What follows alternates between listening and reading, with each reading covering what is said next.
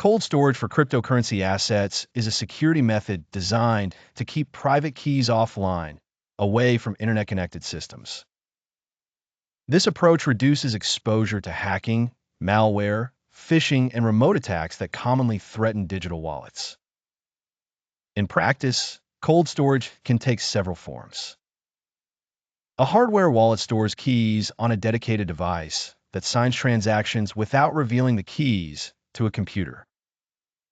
A paper wallet records keys or recovery information on physical media, usually kept in a secure location. Some institutions use air-gapped computers or specialized vault systems that never connect to the internet.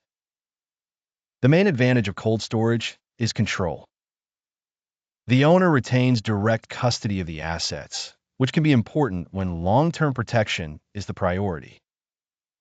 It is often chosen for large holdings, treasury reserves, or assets that are not traded frequently.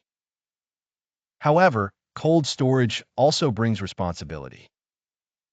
If the recovery phrase is lost, damaged, or stolen, access to the assets may be gone permanently. Physical security, redundancy, and careful record-keeping are essential. Many users split backups across separate secure locations and use strong access procedures to reduce single points of failure. Cold storage is not ideal for every situation. It is less convenient than online wallets and slower for frequent transactions. For active spending or trading, a small hot wallet is usually used alongside cold storage. The most practical strategy is often a layered one, where only the necessary amount remains online and the majority stays offline. In the end, cold storage is a trade-off between convenience and protection.